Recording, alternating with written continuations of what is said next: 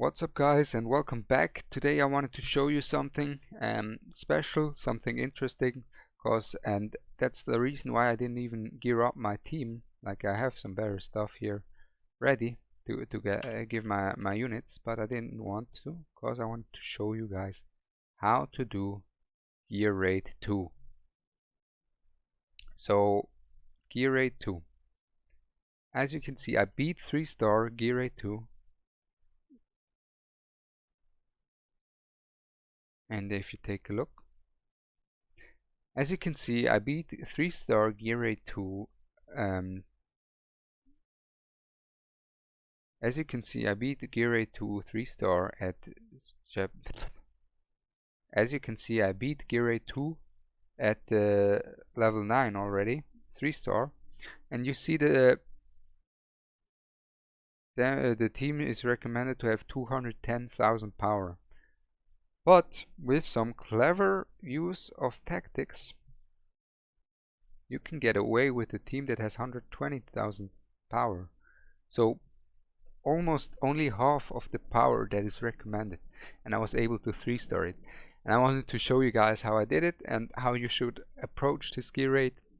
And first I'm going over this, actually, chapter 9, then I go over chapter 5, then I briefly can cover the strategy that you want to go over at chapter 10, but it's not that much of a strategy that I can tell you because I didn't beat it yet. But here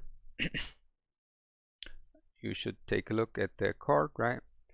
You have these two lanes to defend, and you have these boulder guys that run into your units and deal a lot of damage. You have these guys, they're not really that big of a deal, you just dip them away. And then you have the golem at the back who chunks your team all the time with his earthquakes that he uses. Now, as you can see here, most used units are tanks, and there's a reason for it, because you take a lot of damage. And this is the team I ran. So what was the thought process behind that? Simple, basically. You have the DPS double tanks with Baron and Azor. You have Camille and Lightlock as your healers, and then you have a mage to deal damage. You have a debuffer and just some more DPS characters that you can use. I took a second one. Why did I take another DPS character right here? It's quite simple, actually. I took him, Voltus. I take him. If in case my Theowin dies, I take Voltus, right? So we can go over a fight here and show you how I placed everything. I hope I can slow it down. Okay, I can't slow it down. But at first the defender rolls in, and I want to heal my defender here. I want to heal him. And Baron is really good, actually, by the way, for this. Just get some tanks, right? And then the first thing you want to do is put out your healer, cause as you can see, this earthquake right here, it does a lot of damage. Does quite some damage.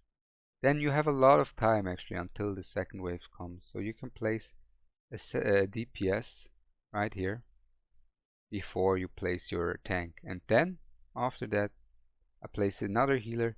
So my front line is getting healed from both sides. As you can see here, both sides can heal the front line. And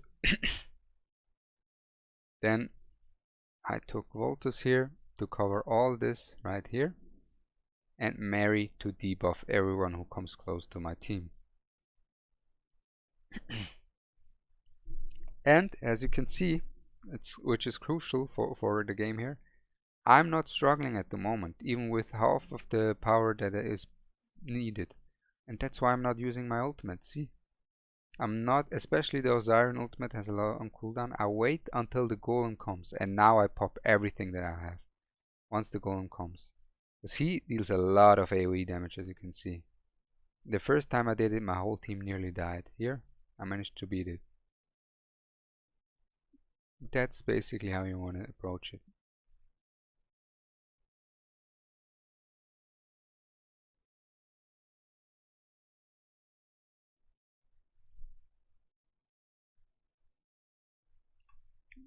use.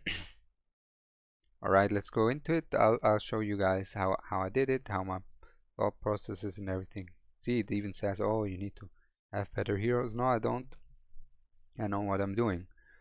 So, at the beginning you don't have a healer out, so you want to have your strongest defender at the beginning, right? So we can do 2 times speed. I'm confident that I know what I'm doing.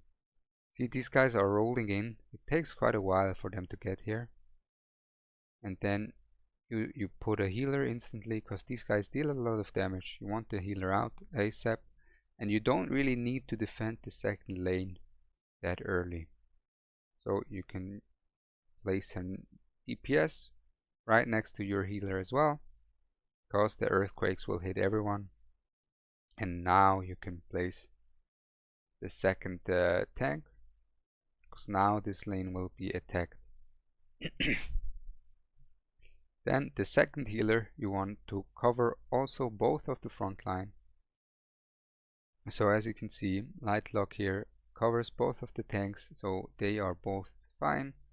Then I can use Mary right here to lower the resistances of the enemies, make it a bit easier for my team. Use Voltus for some more damage. And I don't use my abilities here. I don't use them because I don't need them. I don't need my ultimates yet. So why would I use them? I use them when it's getting tight, when it's getting hard. So now my full team is out. My full team covers like the entrance. My tanks are quite tanky now with all the heals they receive. Now it's just a matter of time. Now the golem comes. And now, since the golem is coming, now I can use my ultimate. So now I can use this, this, this, this, this, this. And then he deals a lot of AoE damage, as you can see. You have to kill him before he kills you, basically, because it ramps up. It ramps up that AoE. And there you go. That's how you do it, basically. That's how you beat stage 9.